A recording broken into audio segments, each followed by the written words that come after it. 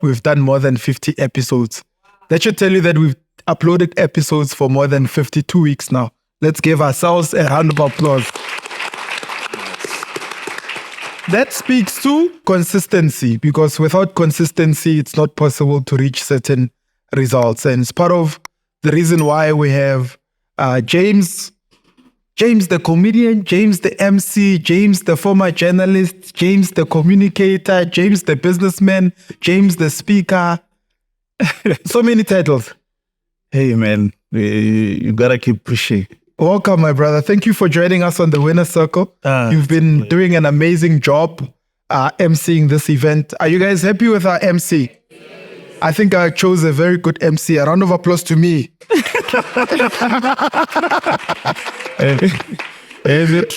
Entrepreneur. So thank you so much for coming through. And I've been wondering, man, I've been seeing your videos and I'm like, such a well of wisdom. Obviously, there's a backup of education in everything that you say. You've got an honors in communications, which would explain probably why you can communicate. But where did the passion to want to now empower and coach other people come from? Sure. To be honest, that's why I say with me, I have multiple personalities and I've professionalized all of them, which means I've commercialized almost everything that I do. So I have to explain now. 5 talents. Hey, bruh. To coach, that one was not my choice. But I'm a father of a very popular priest. But was sage. A father or a daughter, a son? Sorry, I'm a son. Sorry. Sorry, I am a son of a very popular, priest. Kumuruti, his entire life he's been helping people. When I grew up, I went to people, they were still building a school for my community, a school called Mikateka Primary School. So there was another school called Ebomini. So you can tell these are schools that, we didn't believe they'll take us this far. So at Ebomini, there was a lot of broken chairs and tables. And I picked up the frame and the plastic which you sit on, and I went home with it. I ended up taking 4 every single day. I didn't know why. And then my dad took those seats. They're still at home even today. That was, more than 20 years ago. And he would sit on those chairs with couples, and every single day, my entire life, this man all he did as his gift was to speak to couples and help them about the relationships. Yeah. Wow. That's what he did. And he approached it from a point of spirituality. And it was a gift that he got from his father, his uncle. So then I grew up and I became a comedian. So my thing is just to have fun. 2019, I won the best newcomer comedian at the Comedic Choice Awards. Everyone was happy. I remember even the city of Ekurhuleni, they invited me and gave me a standing ovation at the council chambers. I walked there to shake hands with the mayor and everybody stood up, EFF, DA. It was because it was the first time a comedian who jokes predominantly in vernac wins newcomer comedian in South Africa. And the Comic Choice Awards are very big. So, outside of journalism and my PR activities, what I wanted to do for fun was that. So, and then the coaching came and my brother used to say, Monna, our father, this thing that he does, he's trained a lot of people, but then you are the last born son, and this thing is going to go to you. And I was like, you don't know what you're talking about. And I'm there, making jokes, talking about all these crazy things. And then over time, you start to have certain ways of seeing things, certain discernment. I cannot explain some of the things. I remember I did a live one time and this woman was complaining about her mother-in-law and how, and then I felt this strong pain on my back as she's telling a story. And I'm like, hey, dude, you're killing me, this pain. And she's like, because 2 days ago, as I was walking, I felt like something hit me on my back. And that's the pain I've been feeling. So I cannot explain these kind of things to people. But I understand that spiritual things, they just work in their own way. So that came like that. And then as I speak to you now, I've got clients that are therapists, two that are, owners or founders of ministries. These are people who help people with their own problems, but they look at me and they heard what I was saying. They're like, this person is going to heal me. So I cannot explain some of these things, but that's just how it is. So that came like that. So that's interesting, right? Remember when we were growing up back in the day, be it in the township or anywhere, and you can see it maybe in society today, some families will have teachers. Everyone will be a teacher. Yeah. Some families would have doctors, some will have other professions, and some they just do taxis. Yeah. And some, when they're criminals, they're very good criminals. I'm sure you've seen that, right? So meaning this thing runs in the family. Like these people are very good at what they do. Do you believe in what I've just explained, that certain things could be something that's chosen for a specific family, that this family will be good at this? I mean, if you read the Bible, those of you who read the Bible, and of course our viewers on YouTube, I hope you read the Bible too, even if it's just to gain knowledge. When you look at the 12 tribes of Israel, every tribe was a specialist in something. They were good at something. This tribe would be good at worshiping. That tribe would be good at battle tactics. Other tribes would be Kanababa Bitsang, the wordsmiths. Yeah. All of those things. Somebody was good at something. Yeah. So do you believe in that notion that in a family you can have a certain profession or a certain trade or certain something that people are good at prevailing in that specific family? Definitely. In my family, there's that. Without a doubt, when I was young, whenever I was fighting in the street, not that I was a fighter, I don't even power violent. You're from Ivory. Grew up in Ivory, you were fighting. Tell us. Well, once in a while, my sister would have a feeling and she would come running. And it was always fascinating to me. She'd be like, dude, I could feel something's like, Mwanare, what's happened? Then she would come running and find me. And I never could understand. Find you fighting? Yeah, find me and then she'd stop the fight or whatever. So I never could understand that, but I just figured it's a gift, But she's so doing it's that. hers. Yeah. So I just figured, so in certain families we have certain things, It's not always a blessing. It's not as nice as people think. There's a lot that comes with that. So people, it's not, it's a blessing and a curse. But doesn't it allow one to be able to have a chosen path when it comes to what their purpose is? Because not many people are able to discover their purpose that easily. But when you have within your family traits of what your purpose could be, perhaps you are able to identify the thing that can take you and build your life. It definitely does. You are allowed to, I think all of us have careers. You can still have that. But then if there's a specific calling of something else that you have to do, you're going to have to do it. My father, he grew up in Beggarsford in Limpopo, was one of the first black men to have success, maybe. When he tells the story, he's a very old man. I was approaching 80. He says, I used to have this truck that was famous as a horse and trailer. It was called a Presto. It was an old program. I don't know how they got them. And as he explains is that he was the first person to introduce corrugated iron, nappies, not even like diapers, like nappies that, the white sheet thing that they saw those things because of this man. And he lost all of that, even the truck, because he was stubborn and wanted to be a young man and have women and party and do all these things. So whenever he teaches his sons, he will say, I've lost so much and I don't want you to go through the same thing. There's a certain something or a calling that is within us here in this family. And there are certain things you have to do. That's why you will say to us, I have 7 children in this house. Not one will drink, not one will smoke. Never stopped us. You will drink on your own, and then you stop without doing nothing. Because he's just... He never told anyone to stop drinking? Never. He doesn't even, he only police you, but then you'll just stop on your own. He says, no child of mine is going to go to prison. I don't understand the things, Isn't that what they say, that words mold our world? Yeah. The power of confession. Yeah. Those who are Christian, welcome the tongue. and perhaps that speaks to any area of life, If one can speak over their children and speak blessing and speak protection, perhaps one is able to speak to their business. Yeah. Yeah.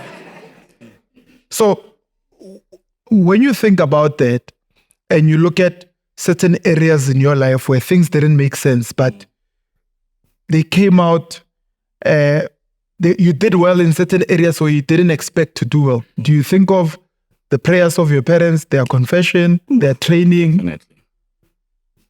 Because there's spaces where you never qualified. Definitely. That man, he prays like crazy. And my father, one time I remember, after I finished, I thought I would just no, sorry. Because he speaks in Venek all the time, right? I just thought, my brother must come. I'm so proud of you. Well done. Well done. Yeah. Let's give him a round of applause. I'm so happy. So my old man, because when I graduated, I did first my bachelor's in journalism. Then I was like, I want to be a journalist, but eventually I'm going to transition into communications and things. Because even now, most of my friends, they are spokespersons of ministers and, mayors, and I'm at the university. So I was preparing for that. And there was a time, as black people, you'd notice when you feel like the black text is too much. I'm like, hi, man. Oh, I am dying. Time. Hey, this black text. And he said to me, the problem is that you think you have to do it yourself. You think you have to solve these problems. All of them. You think it's your responsibility. You have to take the action to solve all those problems. Look at me. When you went to apply for NEFSAS to get funding, I was earning 4,300. Look, I have 2 houses in Gauteng. I have a house in Limpopo. Do you think a man who earns that kind of money is going to do? No. You have to ask God, and He's going to help you achieve all of those things. He's going to lead you. Hey, it defeated me. One time he said to me, because we have this habit of saying, I feel like there are too many people who are asking me for help. He's like, so which one would you rather be? The one who's asking for help and have someone say, I'll see what I can do, or the one who sees what he can do? I think after I said those things, I was defeated. I was like, whatever it takes, I'm going to do it. You just have to learn to trust God and trust the process. So that's why I say that man prays so much that he feels like he doesn't have to solve any problems. He will say, the problem with you is that you think you have to solve all the problems. You just need the wisdom, the commitment, the patience, the discipline. Everything else, God is going to help you. That's his belief. As I'm listening to you, you're making me realize how spiritual everything is. Yeah. I mean, connection is spiritual. Before we could even all sit in this room, we had to think about it and say, on this specific day, we'll have people and people are going to come. All of that is something we don't have control over. Can you agree? Like, you can put it out there and say, hey, we're going to do this thing on this specific day. But the ultimate outcome of it, even though we say we've got control over, we really don't have it, right? So how does one take that in mind and also still be able to build their career consciously? Understand? Because what we could be crippled by, I don't have control. So therefore, I won't do anything because I don't have control anyway.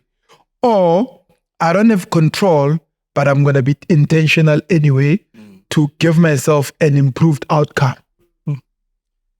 You say something that I don't want to answer in a very simplified way, because I respect that there's people who have different experiences and different callings. So for me, I can still be able to express myself professionally where I am using my academic tools to perform, to execute services and such and trade. But then there are people that their calling does not allow, and they've tried and they've bent because of that. So to give a definite answer would be to do an injustice to those people who are having a different experience. So what I can say is that it's different for everybody. So I am fortunate that I can still work and do all these other things, and somehow I am still able to do what I need to do, which is a gift to me. But someone else doesn't have that luxury. There are people who say, I studied law, but then I have to be a traditional healer. I tried. And I think to oversimplify it, hey, something else. But then I acknowledge that, there are differences there. And so I think that's why I say, we have to just respect that it's a different experience for everybody. If you were able, my brother, to do this and still have some calling, everybody is a calling.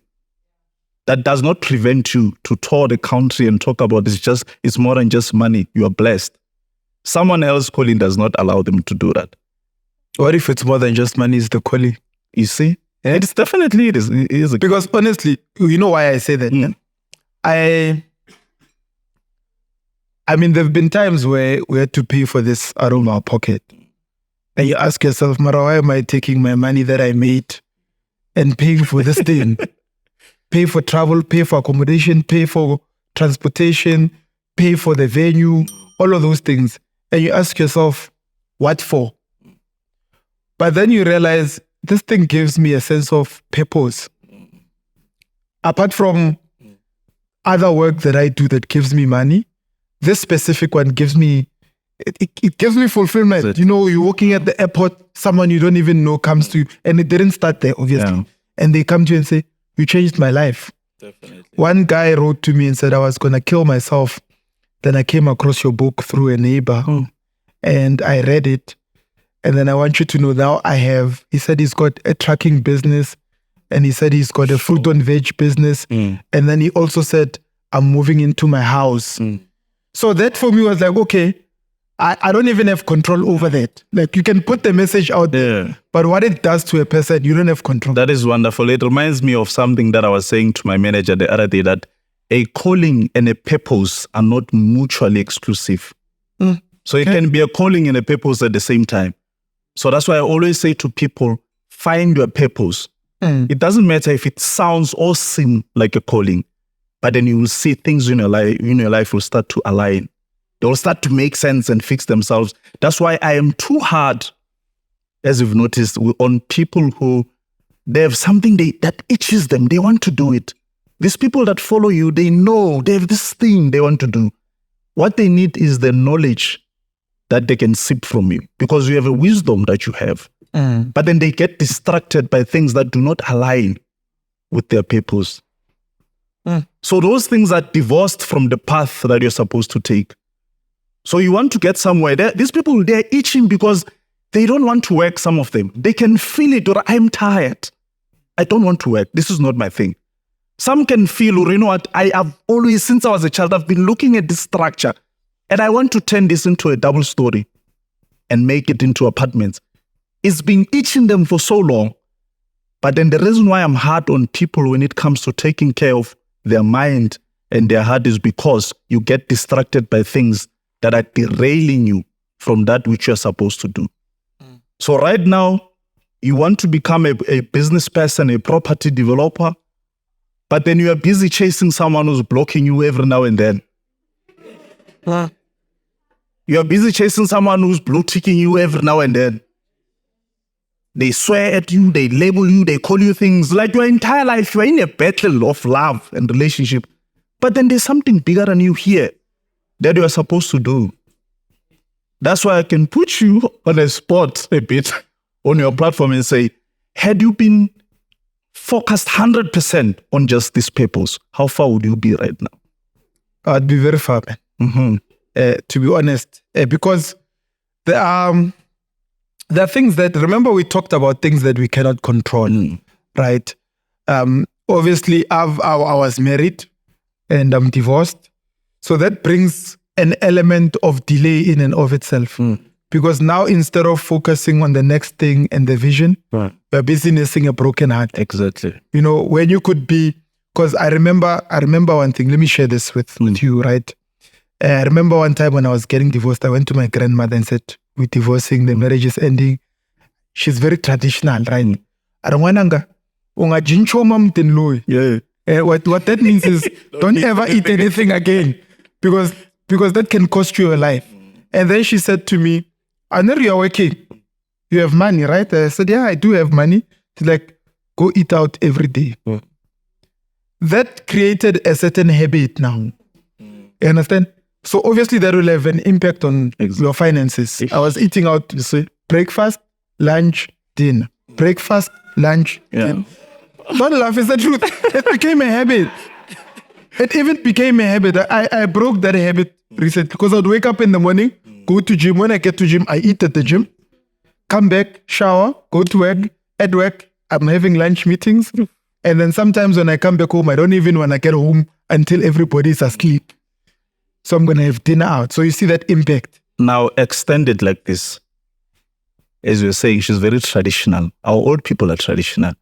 In some situations, the relationship is failing miserably. Mhm. The two people are miserable. They can tell this thing is suffocating them. But these two people have ambitions. They want to become business people or they want to excel in their careers. And when they go to our traditional elders, they say, no, fix. Most of the time, that's what they say. Yeah. Stay and fix. Now you are investing more time instead of Trying to chasing fix what you're supposed to do Right. on something that is not working, is wasting now 10 years of your life. How many people, my brother, have that story where they say, I wasted 10 years. I could have left that thing long time ago. I would be far. Look now, I'm starting my business. So the reason I'm laughing, I had the benefit of having two grandmothers. My one grandmother is late, but she was my grandmother's sibling. So when I was telling them around the family meeting, my grandmother was saying, no, go back. And the other one was saying, SS, he's not going back. Yeah, I listened to the one that was saying, never. I think you listen to the right character. Most of the time, people will say, no, wow, manarena man, samolukisha. You know, kuzolunga, talunga wana mefu. Utawela nzako. You're tired. Stuck delay. Stuck delay and go. But when how did you get to the point where you can marry the two? Because I feel like, you see, the reason why people are intently looking at us and listening, because some of them can relate to what you are saying. I mean, let's see by a show of heads, who here has been delayed? Fast is all.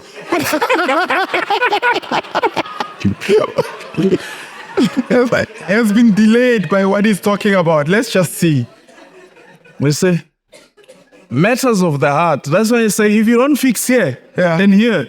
You know, there's this guy called, and perhaps you can go deep on what I'm about to say. I'm quoting him, Dr. G. A. Lichut. There was a video of him when we were still at church. They were advertising a marriage seminar.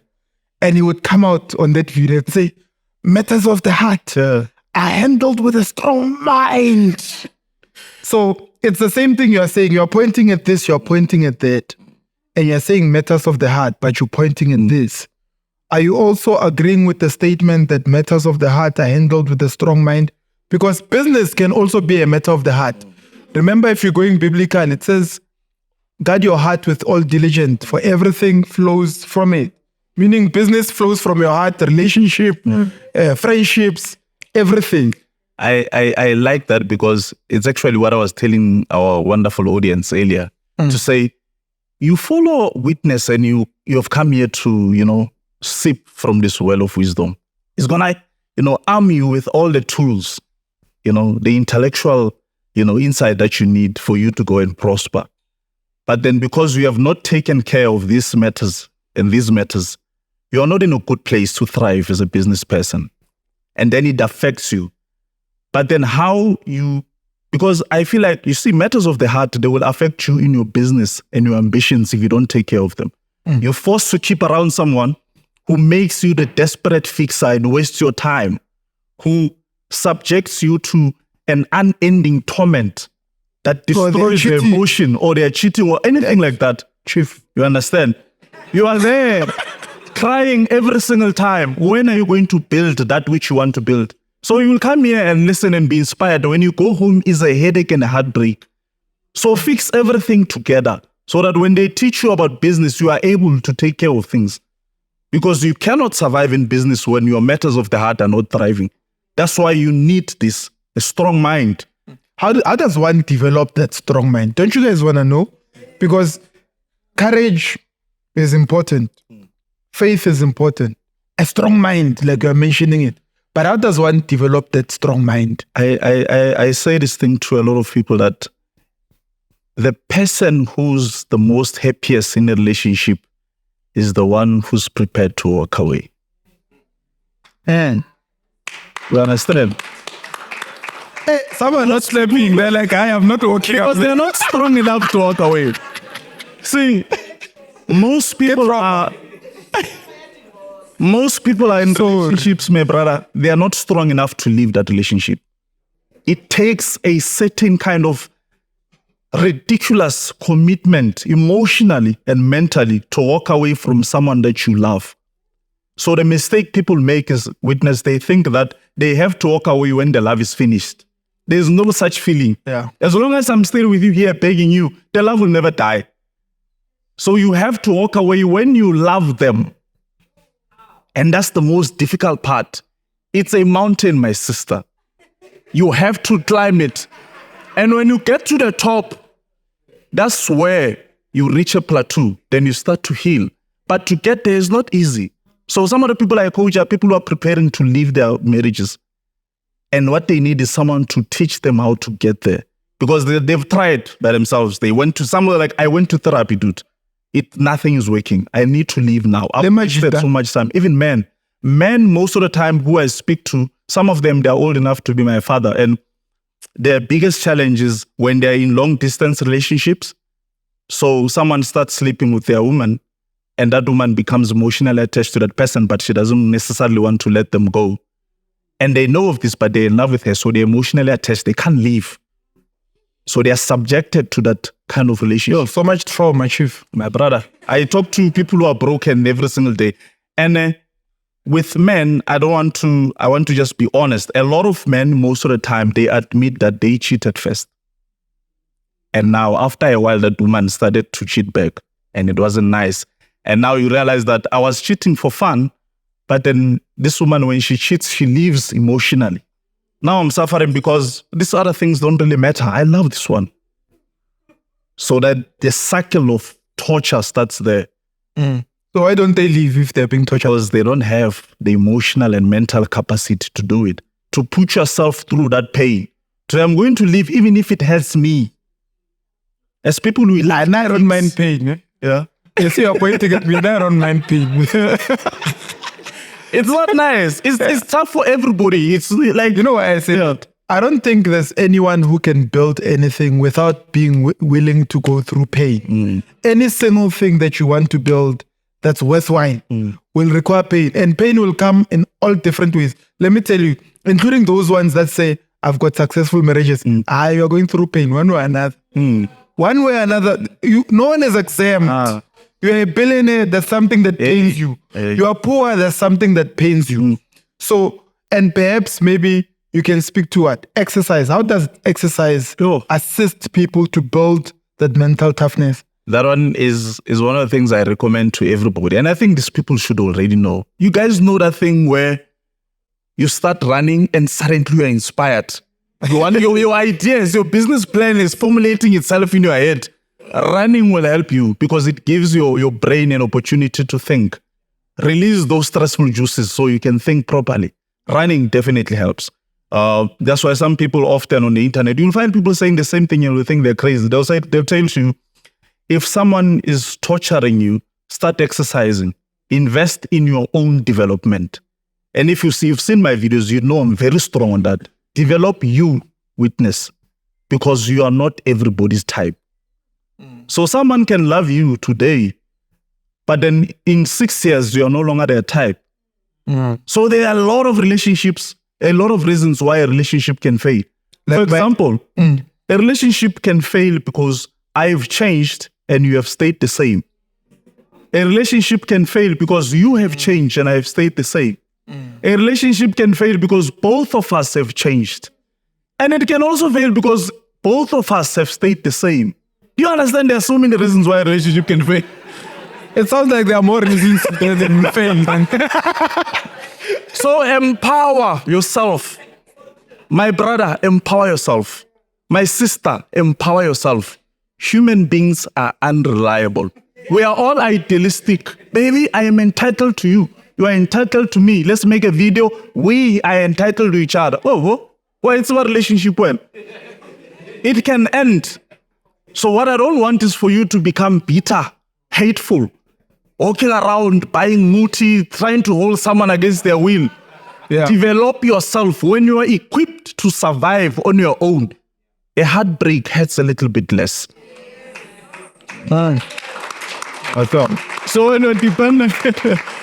when you're dependent on someone, they will torment you. They will abuse you. Can childhood traumas create that sort of situation where you are emotionally attached to people that you're not supposed to be attached to? Unfortunately, yes. That one in how bad. Hey, I can see it, man. And that thing can make you even make wrong decisions for work, for business, anything that you do. Oh, that one is true. It's, I was saying that, I think I made a video, I was saying previous relationships, sometimes they damage us for the people we're going to meet in the future. Because they shape how and who you become, how you control things, how you want to be desperately loved and hang on to things. Those old relationships, they do have an impact on you. In fact, the University of Stellenbosch did a study that found that, you see how sometimes when young people talk about love between ages of 18 and 25, you're like, man, you're still young, you will learn what, we think us as people who are in our mid-30s to 40s and, late 60s, we are only people who should be worried because our relationship are more serious. But actually, a study found that those young people between those ages, the people they become are shaped by those heartbreaks they experience from an early age. It affects them to such a degree that it influences their careers, their confidence, their self-awareness, just how they look at themselves and look at life. Heartbreaks that they experience at the age of 19, 20. And when they come to us to cry, we're like, man, you're still young. When I do live, sometimes a young person will call, is like maybe early 20s, and then they want to speak, and then this, as us, as old people, we're like, don't worry, Faraka, man, don't focus. We feel like, this, but then that heartbreak is going to shape who they become for a very long time sometimes. It means I survived. I only suffered heartbreak in my marriage, man. You are lucky. It means that heartbreak itself. So tell me something. When you look at where you come from and where you are and where you are going, what are the tools that you think you are using for you to be able to cope with life? Sure. Take it our question. Yeah. I believe I am someone who relies on my knowledge, and I have an irritating behavior or, habit of always wanting to learn someday. That's why if you look at the people I follow, it's people like yourselves. People are always sharing some knowledge. With me, I always want to learn. I work at the university. We can change the script now and talk about AI, we'll talk. We can change the script, talk about mental health, we'll have that conversation. Change it. I love, that's what I do. How can people use AI to equip themselves? The other day, I can tell you, on your WhatsApp, you can have a therapy session with AI there. And you guys don't know. You can. You can actually ask AI even questions related to your business, your heartbreak, everything. And AI will tell you. It will give it to you. So how can people use AI as a tool? To recover from heartbreaks? Yes. No, it's AI is a wealth of information anyway. You can use it for almost anything these days. Would I say go and use it? Not necessarily, because it's not emotionally intelligent. So you're dealing with matters that affect your mind. I would rather say, book a professional. There's a Dr. Vakej, speak to that man, because he can interact with you on a human level. AI will give you machine responses. It can help you take this, scale it and make it better.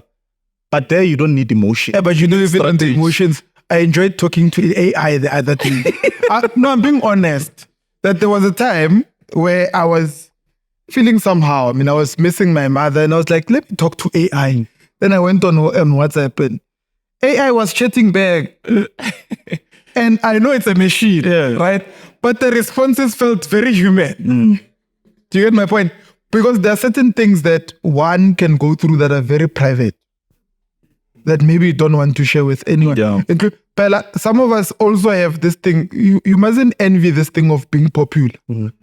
Sometimes you don't want to go to a therapist because you're wondering, I wonder where my news will land. Yeah. People don't understand, like, being popular. This thing.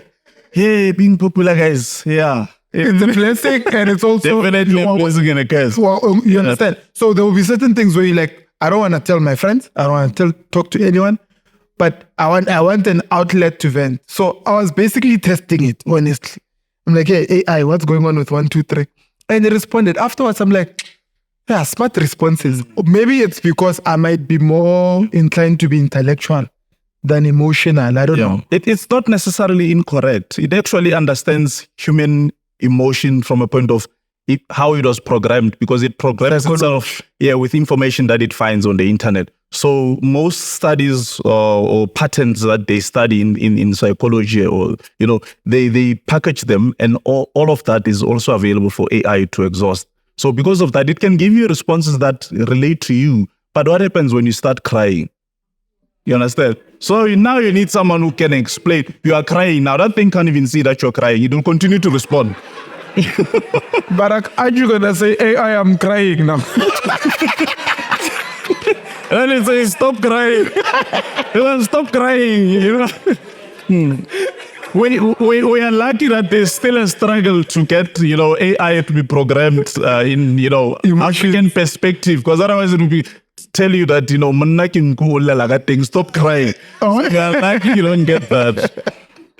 So when now you trace back and look at what you've given yourself, because I asked you about the tools that you use, and you said one of the tools that you use is knowledge and education. At what point did you realize that these are the tools that are going to work for you? If I say to you, there was a moment where I had a knowing like, oh, the knowledge is what is working for me, I would be lying. You see, with knowledge, you don't necessarily feel it when it happens that, oh, this is happening because I read this book.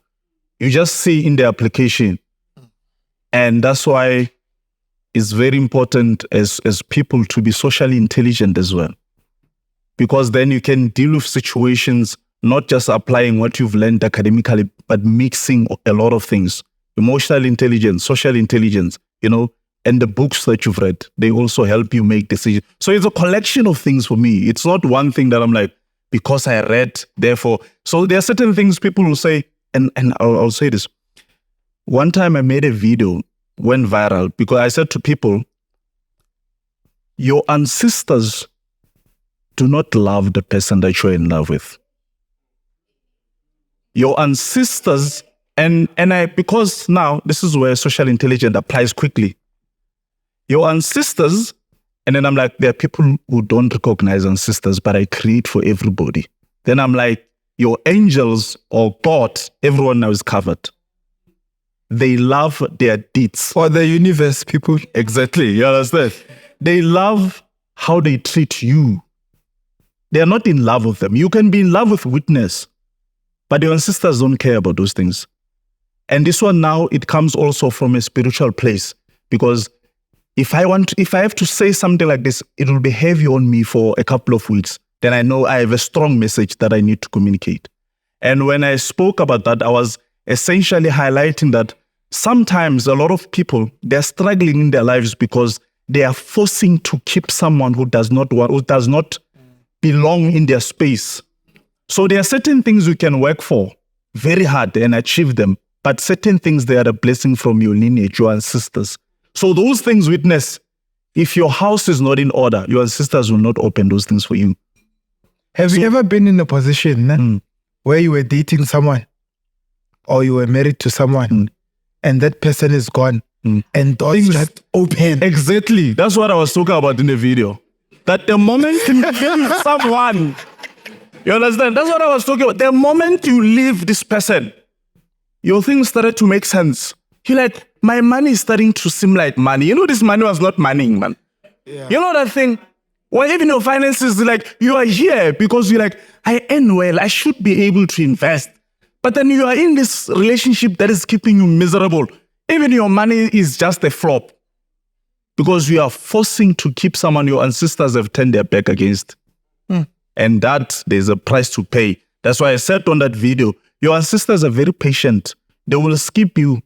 They can even skip your children. They don't mind skipping a whole generation. And then they will bless your grandchildren, because when you are crazy, you are forcing to keep a toxic person in your life. And they don't want that. But what are you people doing with toxic people? The heart is foolish. We love people idealistically. Why did you say I'm asking from a genuine place. They're not written. But when you see the traits, why don't you leave? We love them. I don't worry. I see song. Sizolu. You are being patient. Okay. So how does one recognize a pattern of a toxic person and then break away?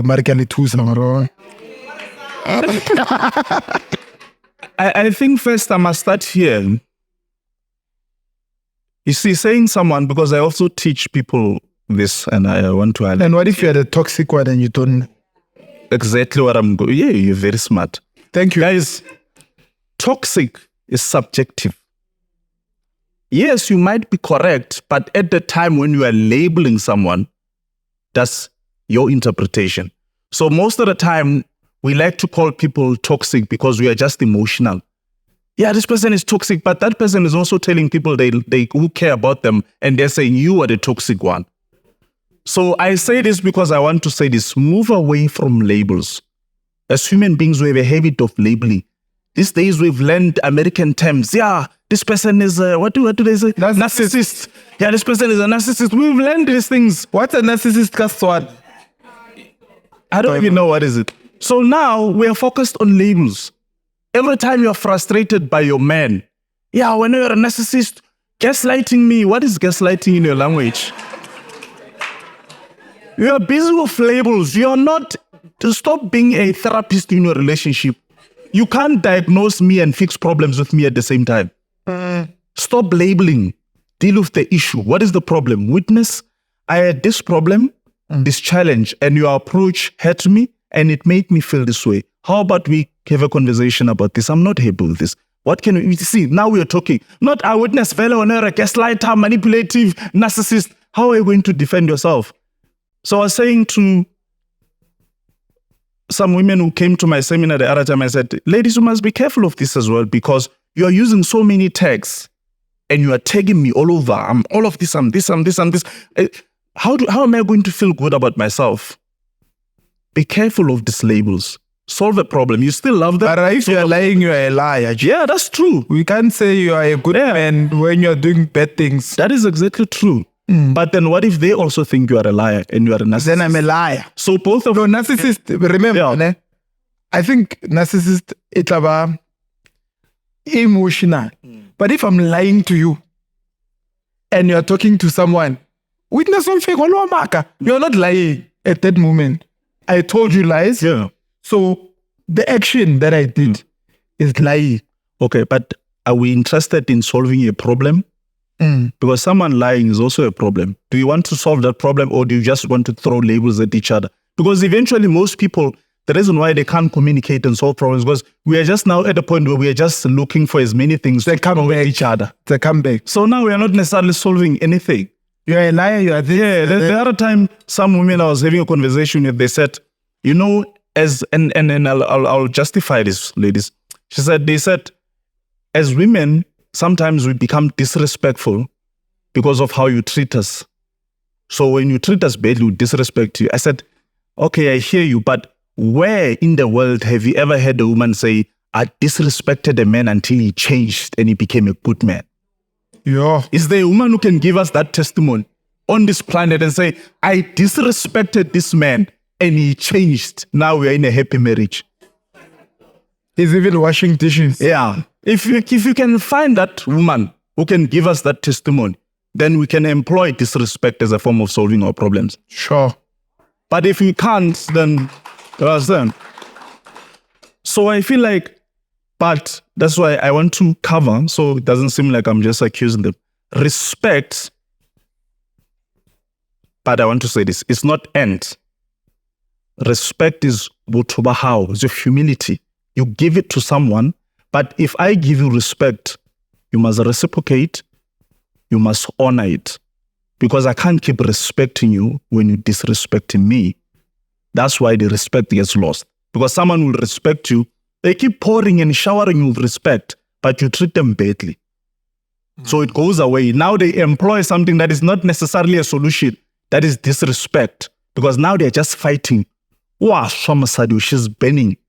If it's a man, sometimes they become a bit more aggressive, because for them, when they experience the disrespect, they're not necessarily going to react by also disrespecting you verbally, but they can be pushy or all of these other things that we shouldn't promote. So employing disrespect does not solve our problems. And that applies to the workplace as well. Oh, definitely. In fact, there are people that don't know how to contain situations. Definitely. They react. I fully agree. And that's why when someone asks me, what exactly do you do when we talk outside of comedy or, the com stuff that you do? And I'm like, I share my wisdom to inspire people to adopt humility as an attitude and an approach to create and maintain good relationships. And also as an approach to solve problems in their personal and professional lives. Because if you're humble, your base is that I want to be humble. You can solve problems not just here on a personal space, but in a professional space as well. And as people, the day we can realize that there's so much positivity in being good to each other, being humble, we will build formidable relationships in the workspace, in our personal romantic relationships, and all of that will translate successfully into a good energy that we require when we want to build businesses. But if you have a toxic, bad relationship, your journey towards what Witness is teaching you so that you can be successful in business or property, because you're in a toxic, bad relationship, is much longer than someone who's handling and is protective of their space. They're like, if anybody's becoming a distraction, I don't want them, because I have ambitions to become a property investor. How am I going to get there? Every time I'm busy with this person, they're torturing me, I'm fighting. 2 hours of fighting every day. You are fighting for 2 hours. And then you must come here and sit and say, why are you laughing? I'm fighting for 2 hours. And then you must come here as a witness, teach me how to apply all of this knowledge so I can become a business person. You tell them all of that information. As soon as they leave here, it's sugil. You open your WhatsApp, blocked. Haibo, what happens? Now you're like, oh, let me pause all of that I learned here. You see now, you're distracted. You have to go and fight a man or a woman. But what do you think of this? I had another friend of mine we were at a TV show together. He was a speaker as well. And he said to the young guys, if you don't have your SHIT together, stay away from a relationship. You could be building your business now, but instead of doing that, you are busy trying to build a relationship. You can't do both and choose one and build it. So essentially saying, don't worry, don't prioritize relationships over. In his language. You know what? You see, most. Did you hear that? Yeah. Arrival. You know, I call. The thing is, as people, we have a need to be loved. Yeah. We have a need to be in love. Yeah. We have a need to love someone. Most of us are affectionate human beings, and that also helps us feel human. Yes. And sometimes when we've survived maybe a heartbreak and we went to business by full force and we became successful, we come across someone who's focusing on women. We're like, hey, my brother, there's a bigger thing to worry about. But then that person, actually, they feel like they need that thing. That's what I say. Is it bad for you, my brother? Is it helping? If it's not, then leave it. That's why we're icon. Yeah, you understand? They want the relationship and they want the business as well. But get your house in order. Be in a good relationship so that you can prosper in business as well. You can't want to prosper in a business and then you have a relationship where when you leave here, you could be blue ticked the whole night. And it's a Saturday today. Now you're stressed about where is this person. Tomorrow when you wake up, you won't remember anything Witness told you. Because you went home and, they just blue ticked you. Now you're like, but what if they don't blue tick? They are there, but they're constantly arguing. It's the same thing. It's the same thing. It's the same thing. If it cannot be fixed, then what is the point? Because it's just torment. Do you know, Witness, that there are a lot of people who are in relationships that they already know this relationship is going to fail at some point. Yeah. They know. People know, like, man, this thing is failing. Like, have you been there and you guys see you nodding? You know this relationship is not working. This thing is failing. You can feel it. But I get it. In as much as we're doing stuff, right? Everything has got ingredients in a way, or in a way in which things should work in order for it to be successful. A relationship will have those tools. A business will have those tools. But even in business, there could be a business where you are really realizing this thing is going to fail. Either I close doors, which is, by the way, is part of business. Ending a relationship is part of a relationship. Ending a business is part of business, right? Like what you are saying, you are seeing that this thing is not going to work. But is there no opportunity for them to then align themselves with what would work? There definitely is. It's easy. Leave what is not working if you are sure your spirit doesn't want to be there anymore. But then the people have one problem, which I spoke about earlier. They don't want to leave until the love has dissolved. And that feeling, you will wait for it forever. Have you been hurt, people? Oh, obvious. Hey, we're waiting for the... Yeah, obviously. I don't think there's anyone who's never been hurt. Everybody. Deeply or varsity? Sure. So many times. Maybe about 2 or 3 times. I've had people as well. Let's not talk about people. They're not here. We are talking to you. You've been hurt? Yeah, I can say that. And that gave you wisdom? It taught me some things that I'm teaching other people. Right. Yeah, but the difference about me and someone who allows a heartbreak to shape them is that I'm not saying go and be toxic, go and be... And I say this because I know someone in particular who a heartbreak has turned them into a very negative person, pessimistic, teaching people that energy. That's not my vibe. I'm like, go to a healthy relationship. You understand? I'm not trying to make everybody hateful. I am for love. I'm not dismissive of love.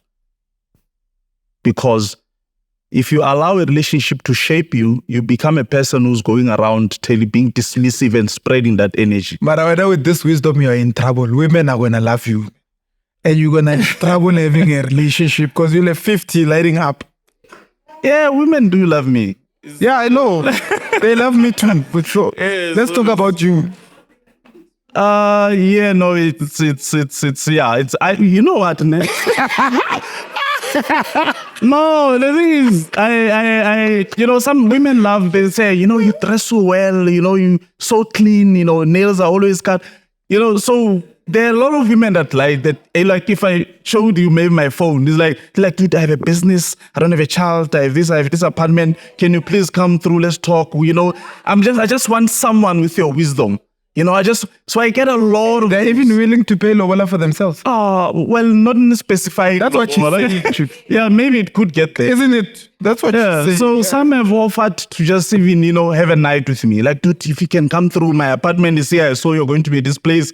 And then I ignore all of those things because as men, we have to know that a lot of men have made those mistakes and ruined their lives. Protect the seed. Yo, my brother, if you see the crazy messages, I'll show you after this. I'm like, if I fall for this, my life could end. Because I have stories. I once hooked up with a girl when I was much younger. Slept at a room. Still go room. Oh, passed out flat. Because this was the second night I'm hooking up with her. What's the name? Oh, dude. Can you break? Why you break? This car is a serious car. And I'm in my underwear on the bed. This girl was like, was 9 years older than me. I was messing around, still young, early 20s. So I'm sleeping there. I'm in this duvet, brown. Oh, no. The duvet, she brought it to me. So I was still in my underwear. It was brown. Yeah. Can you imagine it?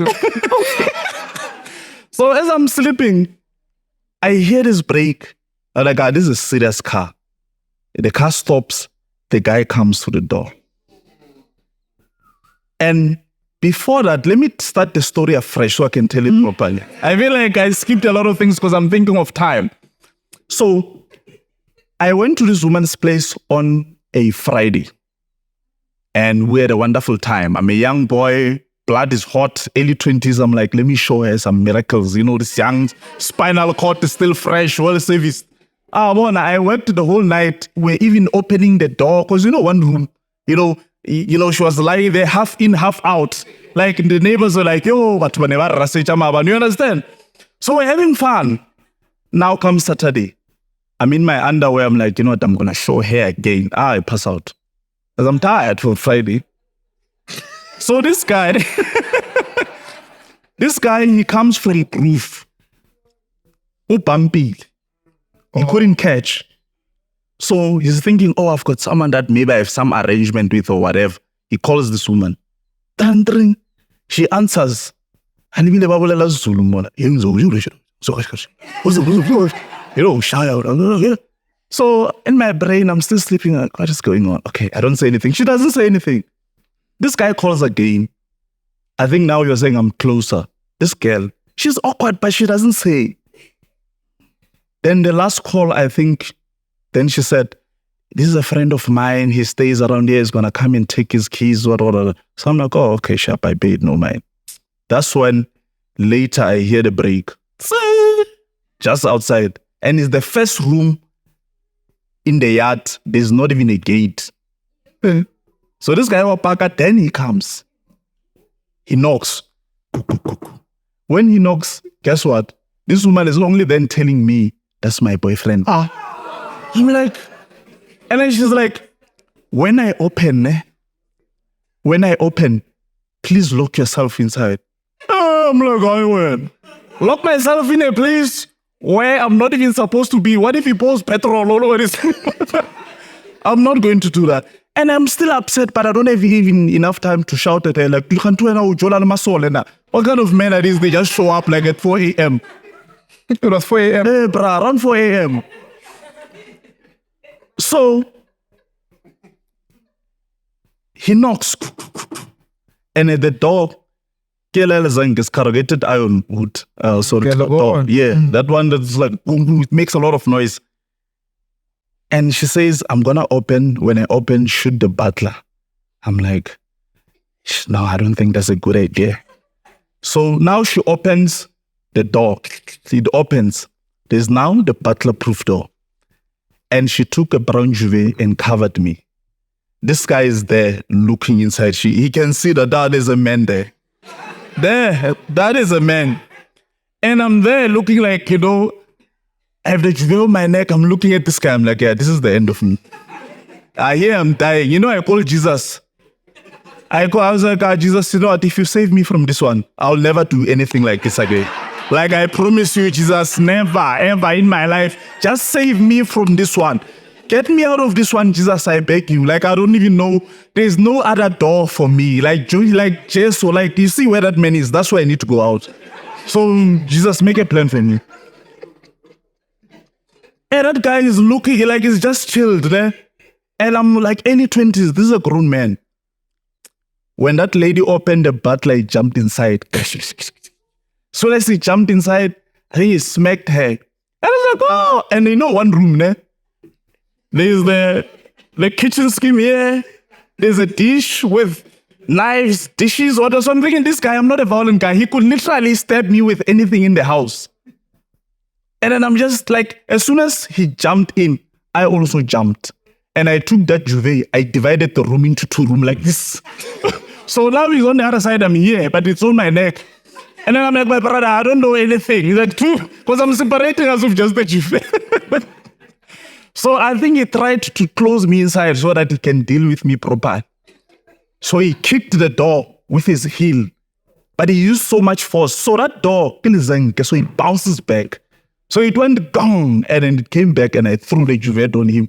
And then I jumped out. Didn't care about my car keys, my clothes, my phone, bruh. I ran for my life.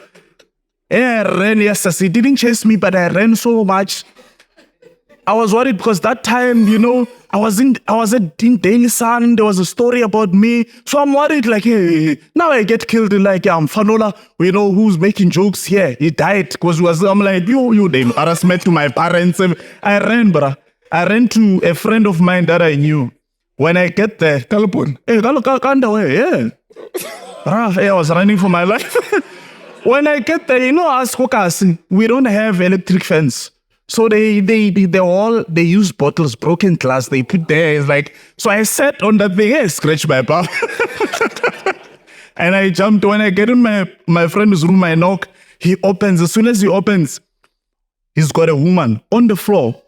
Their clothes. It's his clothes and that woman's clothes. Because they did that thing, you know, those TV vibes where they were kissing and dressing. I started getting inside their clothes there. I didn't care which one is the man's jean, the woman. I just started wearing clothes. And then I got in bed with them. I was like, my brother, I'm going to explain. Because I felt like I had a near-death experience. So, it's a long story. I'll So long and short, stay away from women when you don't know their partners. Hey, man, stay away from women when you don't know what's happening. They always tell us these things as men. And in fact, most men have a story like this. When I posted a video, I just like gave a snippet of this experience. A lot of men were like, yo, brah, I know. Even my nephew, he slept with some woman who was still young. Like that one started doing things early. This guy who was that guy's woman was working at, there's a company called Festive. You know, so the guy comes from work, he's wearing this big Pumba jacket, 5 a.m., he wants to sleep. So my nephew is like, when I was with this girl, we woke up around 5 and she said, yo, you have to leave, my man is gonna come. And then he was like, okay, I want to leave. And then she said, Ish, can you do just one more? That one more, they passed out flat, gone. Until that guy came. And then he knocked. And this guy, when he knocks, there's a Nyaope boy who told him that there's someone inside. So the knock is an attitude already. So when the woman opened, I don't know about men, I don't know if when they bust you, that person is like the Tizinyana, he hit that guy with a handing board and he was able to escape. And that guy chased him wearing that Boomba jacket the entire road, I'm sure for like 2 kilometers because he wanted to catch this boy. And that Nyaopa boy, he was like, oh, it was.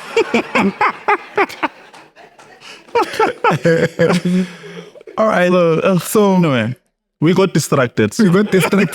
But I think you drove a point, and that was part of the reason why you were driving the point. We've got a few minutes left to just wrap it up. I just want you to think about the younger James and think about if you were to speak to him now with your wisdom, your experiences, your accumulated knowledge, what is it that you can speak to him and say right now? If you're looking him through the camera and he's looking at you and you're looking at him back, what would you say to him? I would say to him something that should apply to everybody. Develop yourself. Don't stop working on yourself. Go get knowledge. Build healthy, good relationships with people that add value in your life. And recognize that it's not your job to fix broken people. Leave God to handle his job. If you're not a therapist, you're not a doctor, it's not your job to fix some broken people. Broken people exist not just in romantic relationships. In other aspects of your life, they are there. And they will drown you if you try to fix people. Some people leave them to God. He's teaching them something. Once they have learned it, they will change. But then have the wisdom to pray and say, God, if mine here is to ban while this person is learning something, can it not be at my expense? I think I would say that. And if you can develop yourself and understand that you can't carry everyone with you, you will achieve in anything. You can come here and witness can empower you with wisdom, knowledge, insights that can inspire innovation, and you can take them, apply them to your business and be successful. Because now that is about you developing yourself. And then what was supposed to derail you is that which you avoided. Recognizing that it's not your job to fix broken people. So many people are broken because they try to fix broken people. Guys, it's not your job.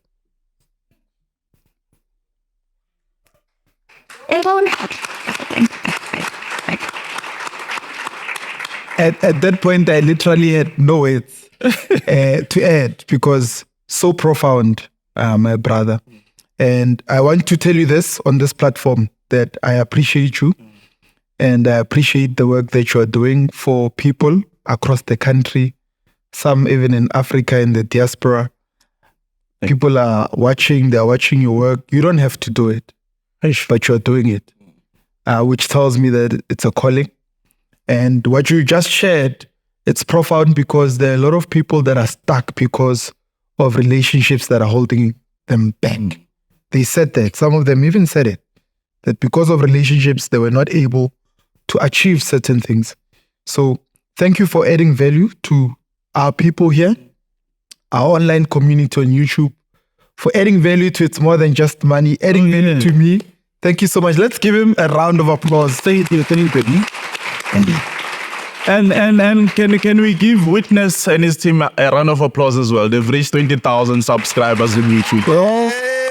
May they keep growing, may they keep growing. You see, when you have found your purpose, my brother, you will understand why when you speak, people can listen to you. Because you're not just doing something that you want to do, it's what you're supposed to do. So the reason why some of us just saw your videos just once, we're like, hey, this guy. It's not because you just decided this is what we're supposed to do. It makes a huge difference. All of these people, there are things that they're supposed to do. And some of them have found them. They just came here for the wisdoms because they need to know what you know. Some of them are still a bit lost. They're looking for it. But may the grace of God find you and lead you so that all of you can find your purpose. Everybody has something that they have to do. That is why you're this powerful. Wow. Amen. Amen.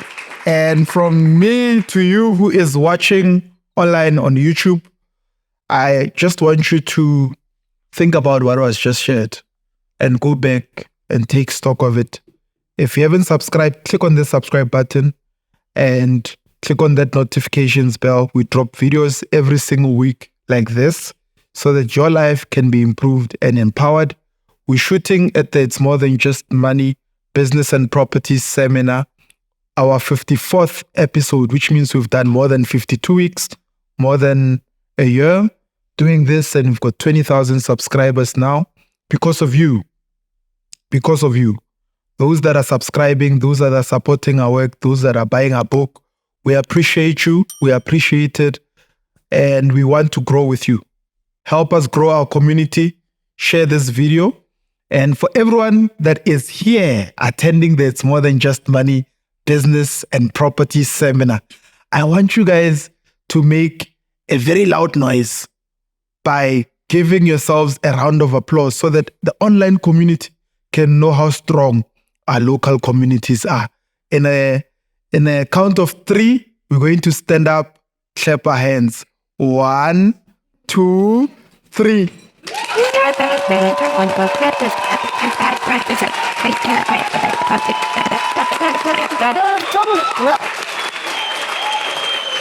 Thank you.